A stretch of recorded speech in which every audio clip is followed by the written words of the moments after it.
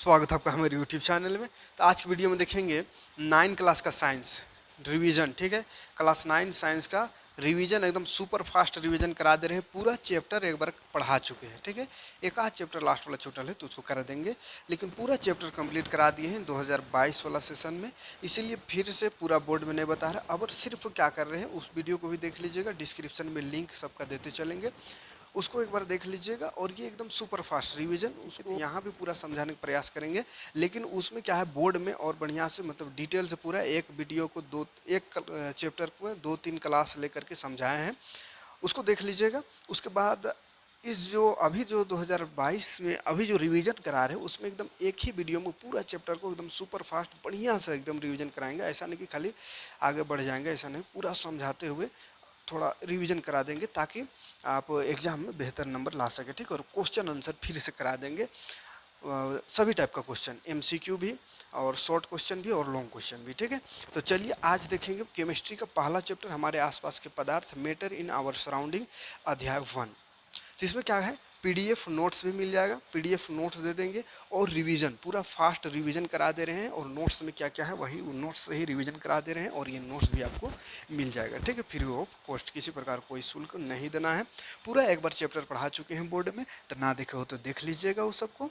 और इसमें पूरा रिवीजन एक बार पढ़ लिए होंगे वहाँ, तो यहाँ पे और बहुत बढ़िया तरीके से समझ में आएगा। ठीक है, तो चलिए शुरू करते हैं हमारे आसपास के पदार्थ पहला चैप्टर। तो इस अध्याय में क्या पढ़ना है उसको एक नज़र देख लेते हैं। देखिए, पदार्थ पढ़ना है, ठोस, द्रव और गैस। ठीक है, ठोस का क्या है तो निश्चित आकार होता है, लेकिन द्रव में कोई निश्चित आकार नहीं होता है। जिस बर्तन में रखिएगा द्रव को उसी का आकार ले लेता है। जैसे अगर कोई बोतल में रखेंगे तो लंबा हो गया पानी, और कोई घड़ा में रखेंगे, ऐसा बड़ा वाला बर्तन में रखेंगे, डेगची में रखेंगे तो डेगची जैसा पानी दिखेगा। ठीक है, तो जैसा आकृति में रखेंगे वैसा ही बन जाएगा, इसका कोई अपना आकृति नहीं होता है। हवा का भी कोई आकार नहीं होता है, कोई आकृति नहीं होता है। ठीक है, और ठोस में क्या है, निश्चित आयतन होता है, आयतन निश्चित होता है, मतलब इसका वजन सब निश्चित रहता है। जैसे जितना पानी ठोस है उतना ही रहेगा, घटता बढ़ता नहीं है। लेकिन द्रव का भी निश्चित आयतन होता है, द्रव भी इधर उधर नहीं होता है, जितना है उतना रहेगा।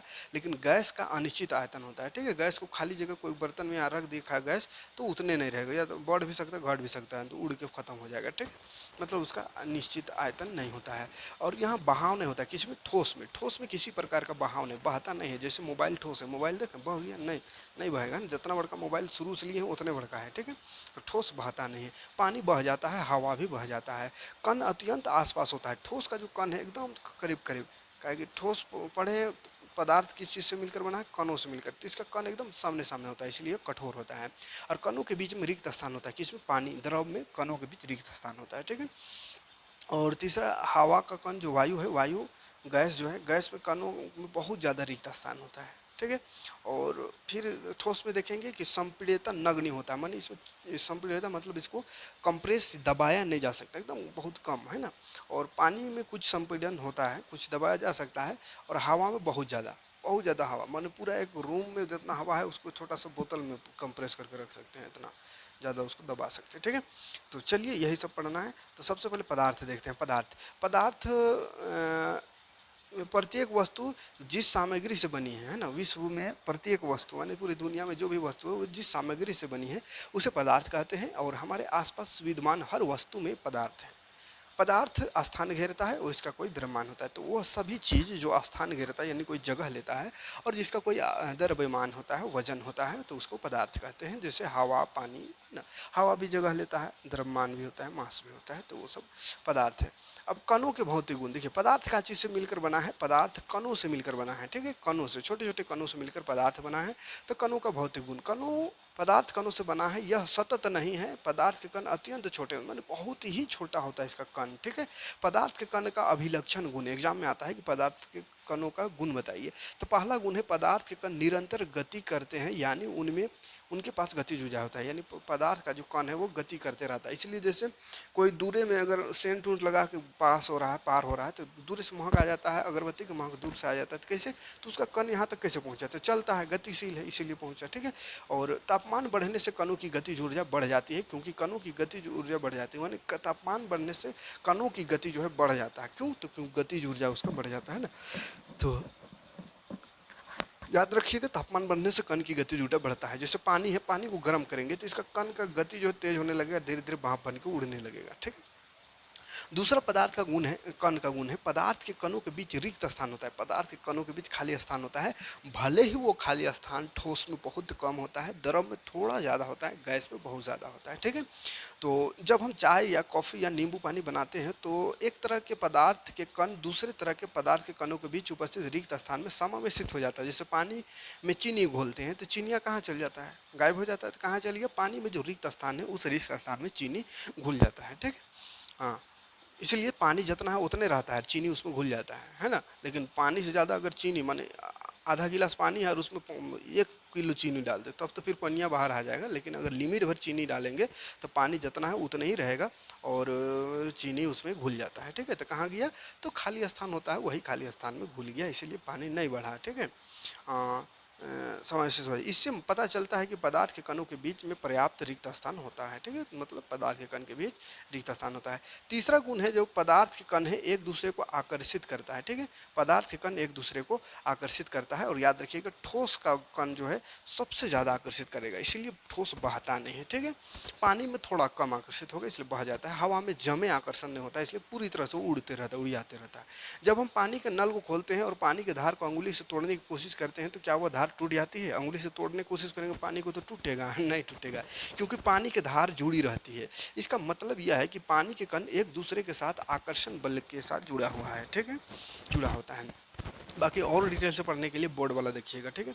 पदार्थ के कणों के बीच का रिक्त स्थान और उनकी गतिज ऊर्जा ठोस पदार्थों में सबसे कम होता है, ठोस में बहुत कम, द्रव में थोड़ा मध्यम और गैस में सबसे ज़्यादा होता है। आकर्षण बल भी ठोस में अत्यधिक, माने ठोस में बहुत ज़्यादा आकर्षण बल, द्रव में एकदम कम और गैस में सबसे ज़्यादा होता है। और गैस अवस्था में कणों की गति मध्यम होता है, द्रव अवस्था में न्यूनतम और ठोस अवस्था में अधिकतम होता है। तो सबसे ज़्यादा कणों की गति, उल्टा लिख दिया है, कणों की गति ठोस में मध्यम होता है, द्रव में थोड़ा कम होता है, ठोस में जमे नहीं होता है, ठीक है।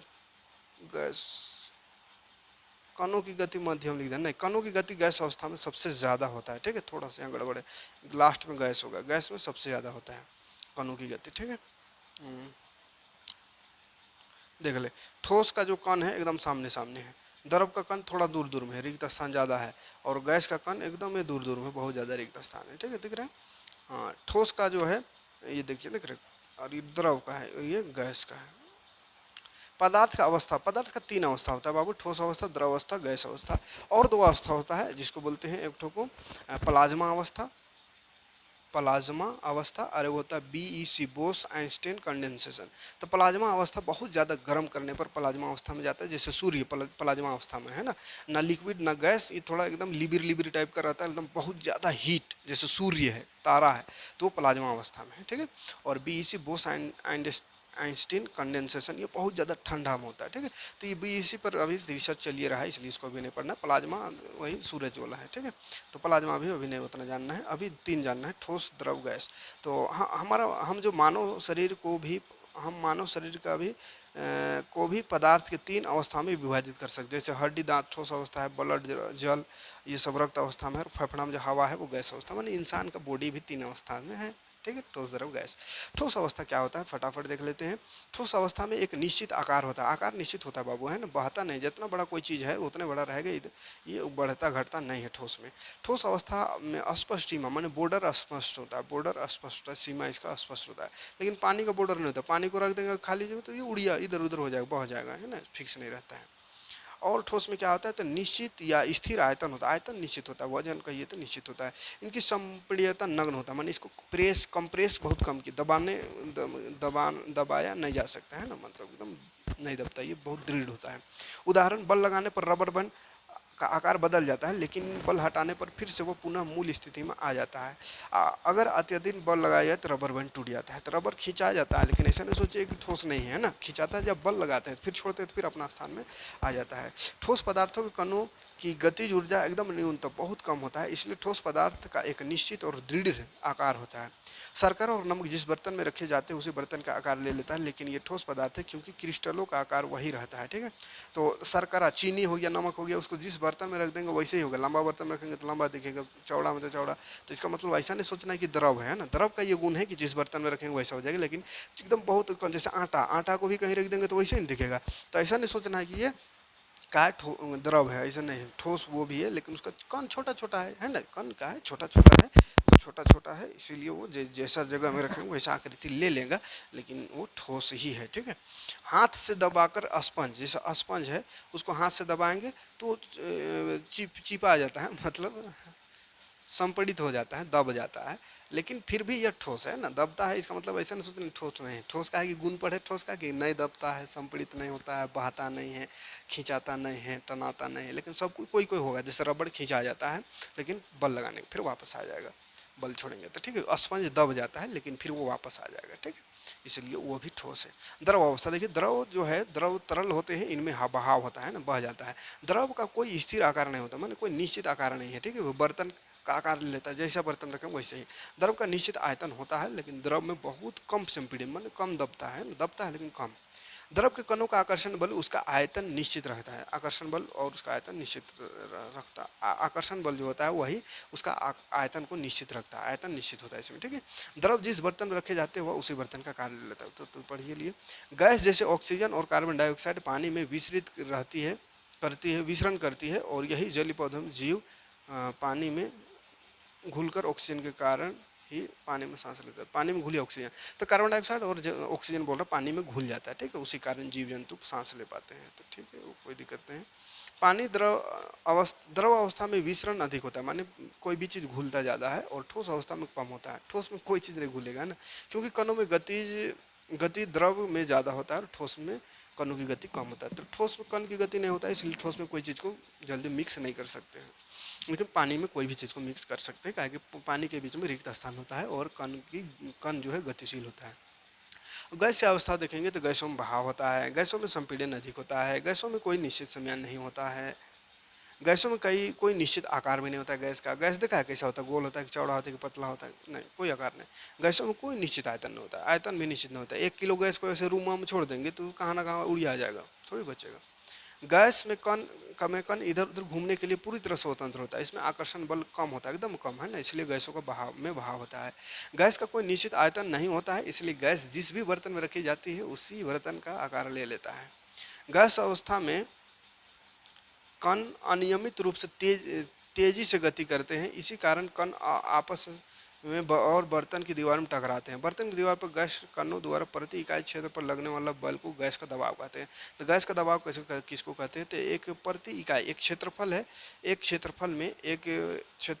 इकाई क्षेत्रफल में जितना जो कण है वो टकरा रहा है, कण इधर उधर होने चल रहा है तो बर्तन का दीवार में तो टकराएगा, तो जितना टकरा रहा है एक इकाई क्षेत्रफल में जितना टकरा रहा है उसी टकराव को बोलते हैं गैस का दबाव। ठीक है, तो पदार्थ का अवस्था में परिवर्तन अब देखते हैं। पदार्थ की अवस्था में चेंज ऑफ स्टेट, तो पदार्थ जो है, पानी जो है पदार्थ की तीनों अवस्था में मिलता है। पदार्थ का अवस्था ठोस, द्रव, गैस, इसमें कैसे कैसे परिवर्तन होता है। ठीक है, तो पानी तीनों अवस्था में होता है, ठोस बर्फ हो गया, द्रव पानी हो गया, गैस वाष्प हो गया। ठीक है, गर्म करने पर बर्फ पानी में परिवर्तित हो जाता है और पानी वाष्प में परिवर्तित, पानी को गर्म करेंगे तो वाष्प बन गया, फिर वाष्प को ठंडा करेंगे तो पानी को और ठंडा करेंगे तो फिर बर्फ बन जाता है। ठीक है, मैंने तीनों अवस्था में होता है। तापमान परिवर्तन कैसे अवस्था में बदलेंगे, तो तापमान परिवर्तन करके, जैसे पानी को गर्म करेंगे वाष्प बन गया यानी गैस बन गया, गैस को ठंडा करेंगे तो पानी बन गया। तो तापमान को बढ़ा करके या घटा करके परिवर्तन किया जा सकता है। ठीक है, जिसमें से पहला एक ठो बोलते गलनांक, और वो होता है क्वथनांक। गलनांक देखिए मेल्टिंग पॉइंट क्या होता है, जिस तापमान पर वायुमंडलीय दाब पर, जिस तापमान पर कोई ठोस पिघल कर द्रव बनता है, इतना तापमान जिस पर कोई ठोस पिघलने लगे, द्रव बनने लगे, तो उसको उसका गलनांक कहते हैं। यानी गलना, कोई ठोस जो है, कोई ठोस है वो गलने लगे, इतना तापमान उसको इतना गर्म करे वो गलने लगे, तो उसको बर्फ का, उसको क्या बोलते हैं, गलनांक कहते हैं। जैसे लोहा पिघला तो बहुत गर्म करेंगे तो पिघलने लगे वो भी, तो जितना तापमान है, गलनांक क्या है, तापमान, जितना तापमान में लोहा पिघलने लगे वही उसका गलनांक हो गया। ठीक है, जैसे बर्फ का गलनांक 273 केल्विन होता है, यानी 100 डिग्री सेल्सियस। बर्फ को 273 डिग्री या 0 डिग्री सेल्सियस या 273 केल्विन है ना, 273 केल्विन पर अगर बर्फ को रह देंगे तो वो धीरे धीरे पानी पिघलने लगता है। वो ठोस क्या है, ठोस बर्फ ठोस है, वो पिघलने लगेगा। और पानी जो है 100 डिग्री देंगे तो भाप बनने लगता है, ठीक है। जब बर्फ पिघलती है तो बर्फ का तापमान नहीं बढ़ता, लगातार ऊष्मा प्रदान करने के बावजूद, क्योंकि संगलन की गुप्त ऊष्मा तापमान को बढ़ने नहीं देता है ना। तो संगलन, वो जो संगलन यानी गलता है, ठोस गल रहा है, तो उसमें एक गुप्त ऊष्मा होता है, वो गुप्त ऊष्मा तापमान को नहीं बढ़ने देता है, ठीक है। तो पिघलने समय तापमान नहीं बढ़ता है। जितना तापमान ठोस का है माने ठंडा है, ठोस यानी बर्फ तो ठंडे रहता है पन्नी पिघलने के बाद, है ना। फिर धीरे धीरे वो ठंडा होता है, परिवर्तन के समय तापमान नहीं बदलता है। संगलन की गुप्त ऊष्मा क्या है, तो वायुमंडल दाब पर 1 केजी ठोस को उसके गलनांक पर द्रव बनाने में, द्रव में बदलने के लिए जितना उसमें ऊर्जा की आवश्यकता होता है, माने 1 किलो कोई ठोस है, उसको पिघलाने के लिए कितना ऊर्जा लगेगा। जैसे 1 किलो लोहा है तो उसको पिघलाने में कितना ऊर्जा खर्चा हुआ, उसी को बोलते हैं संगलन की गुप्त ऊष्मा, ठीक है। उसी संगलन की गुप्त ऊष्मा कहते हैं। अतः 0 डिग्री सेल्सियस बर्फ के कणों की तुलना में 0 डिग्री सेल्सियस पर पानी के कणों में अधिक ऊर्जा होती है। तो 0 डिग्री सेल्सियस में अगर पानी है तो अधिक ऊर्जा होगा, लेकिन 0 डिग्री मतलब बर्फ है तो उसमें कम होगा, है ना, कहेंगे बर्फ ठंडा होता है, ठीक है। क्वथनांक क्या, बॉइलिंग पॉइंट। तो देखिए बॉइलिंग मैंने बॉयल करना, गर्म करना, भाप बनने लगेगा, है ना। गर्म करेंगे बहुत ज़्यादा, इतना गर्म करेंगे भाप बन के उड़ने लगे, तो वही तापमान को बॉइलिंग पॉइंट कहते हैं, ठीक है। वायुमंडलीय दाब पर वह तापमान जिस पर द्रव उबलने लगता है, इससे क्वथनांक कहते हैं, बॉइलिंग पॉइंट कहते हैं। जैसे जल का क्वथनांक है 373, यानी 100 डिग्री सेल्सियस में पानी को गर्म करेंगे तो भाप बन के उड़ने लगता है, ठीक है। वाष्पीकरण की गुप्त ऊष्मा, तो वाष्प 1 किलो वाष्प है ना, वायुमंडलीय दाब पर 1 केजी द्रव, 1 केजी द्रव को वाष्प बनने में जितना ऊर्जा लगता है उसको बोलते हैं वाष्पीकरण का गुप्त ऊष्मा। बहुत इंपॉर्टेंट क्वेश्चन है, इसको बढ़िया से याद रखिएगा, ठीक है। गलनांक, क्वथनांक, संगलन की गुप्त ऊष्मा। संगलन की गुप्त ऊष्मा क्या है, तो 1 किलो कोई ठोस है, उसको गलाने में कितना ऊर्जा लग रहा है, उसको संगलन की गुप्त ऊष्मा। और वाष्पीकरण का गुप्त ऊष्मा किसको कहते हैं, तो 1 किलो द्रव को वाष्प बनने में, तो द्रव को वाष्प यानी भाप बनाने में जितना ऊर्जा खर्चा करेंगे उसको वाष्पीकरण की गुप्त ऊष्मा कहते हैं। आगे बढ़ेंगे। तो जब पानी को उबाला जाता है तो उसके तापमान में वृद्धि नहीं होता। पानी को गर्म करेंगे तो तापमान में वृद्धि नहीं होता, तापमान 100 डिग्री सेल्सियस ही रहता है, क्योंकि वाष्पीकरण की गुप्त ऊष्मा पानी के कणों के बीच में आकर्षण बल को तोड़ती है। मतलब जितना 100 डिग्री अगर तापमान दे दिए तो पानी वाष्प बनेगा, इसका मतलब नहीं कि बढ़ते रहेगा, वाष्प बनने लगेगा तो तापमान फिक्स हो जाता है, उतना ही रहता है, 100 डिग्री सेल्सियस रहेगा, ठीक है। अतः 100 डिग्री सेल्सियस तापमान पर वाष्प के कणों को उसी तापमान पर पानी के कणों की अपेक्षा अधिक ऊर्जा होता है, पानी से अधिक ऊर्जा होता है। 100 डिग्री तापमान में भाप जो है, वाष्प है, वो है ना, वाष्प का उड़ते रहता है, ठीक, उड़ने लगता है। तापमान में परिवर्तन से पदार्थ की अवस्था में एक दूसरे बदला जा सकता है, जैसा कि नीचे रेखा दिया गया है। तो एक दूसरे से में बदला जा सकता है, ठोस को द्रव में, द्रव को ठोस, ठोस में द्रव, गैस से द्रव, इस तरह से बदला जा सकता है, ठीक है। तो देख बाबू यहाँ ध्यान देखिए, यहाँ ठोस से द्रव बनता है, कब बनता है, ऊष्मा देने से, ठीक है। और इसमें और अधिक ऊष्मा दे देंगे तो ये गैस बन जाता है, द्रव से गैस। और गैस को ठंडा करेंगे, शीतलता माने ठंडा, तो द्रव बन गया, द्रव को और ठंडा करेंगे तो ठोस बन जाता है, ठीक है। अब ऊर्ध्वापातन क्या है, तो कुछ ऐसे पदार्थ है जो द्रव अवस्था में परिवर्तन हुए बिना ठोस अवस्था में सीधे गैस में और वापस ठोस में बदल जाता है, ठीक है। तो कुछ ऐसा भी पदार्थ है जो द्रव अवस्था में नहीं जाता है, बिना द्रव अवस्था में गया सीधे ठोस अवस्था से गैस में पहुंच जाता है, ठोस से सीधे गैस, द्रव में नहीं जाएगा, तो उसको बोलते हैं ऊर्ध्वापातन। इस प्रक्रिया को ऊर्ध्वापातन, जैसे कपूर या अमोनियम क्लोराइड लेकर उसका चूर्ण लेकर चीनी के प्याले में डाल दीजिए, चीनी के प्याले पर कीप को फिल्टर करके देखिए, कीप के सिरे पर रुई में डालकर रुई की डॉट लगा दी, धीरे धीरे गर्म कीजिए, आप देखेंगे कि कपूर या अमोनियम क्लोराइड जो है ठोस से गैस अवस्था में बदल जाता है, कीप के भीतरी दीवार में ऊपर से वाष्प संघनित होता है। मैंने ठोस से गैस, जैसे कपूर ठोस है लेकिन उसको धूप में भी रख देते हैं, धीरे धीरे खत्म हो जाता है, मैंने गैस बन जाता है, वो पानी नहीं बनता, सीधे गैस। तो ठोस से सीधे गैस बनना या सीधे गैस से ठोस बनना ऊर्ध्वपातन कहलाता है, सब्लिमेशन, ठीक है।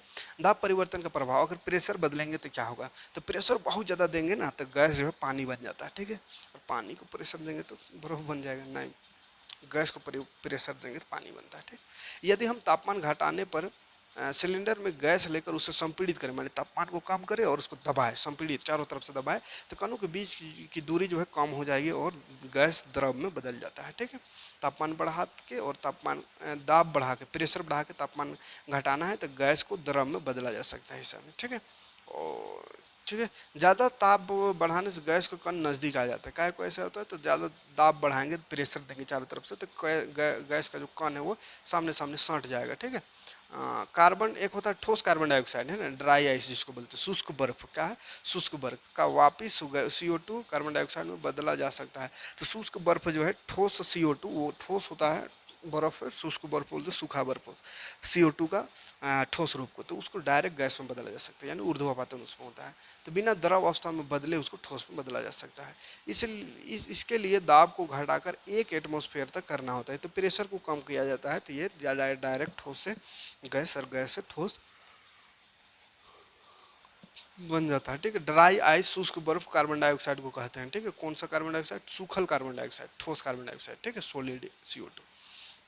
अब इसको याद रखिएगा, ये देखिए, दाब और तापमान के प्रभाव से पदार्थ के तीनों अवस्था में आंतरिक रूपांतरण इस प्रकार होता है। आंतरिक अंतरा रूपांतरण यानी एक दूसरे में, देख, ठोस से द्रव बन रहा है तो उसको संगलन कहते हैं, ठोस से द्रव बन रहा है तो संगलन, और द्रव से गैस बन रहा है तो उसको वाष्पीकरण कहेंगे, ठीक है। और गैस से ठोस बन रहा है तो उसको ऊर्ध्वपातन कहते हैं, ठीक है। और इसका उल्टा देख, ठोस जो है उससे डायरेक्ट गैस बन रहा है तो ऊर्ध्वपातन, और गैस जो है द्रव पानी बन रहा है तो संघनन, और पानी जो ठोस बन रहा है तो जमना, उसको कहते हैं जमना, फ्रीजिंग, ठीक है। हाँ, वाष्पीकरण देख लेते हैं। एक ऐसी सतही प्रक्रिया जिसमें द्रव पदार्थों में सतह के कण क्वथनांक से नीचे किसी भी तापमान पर वाष्प में बदलने लगते हैं, ऐसी प्रक्रिया को वाष्पीकरण कहते हैं।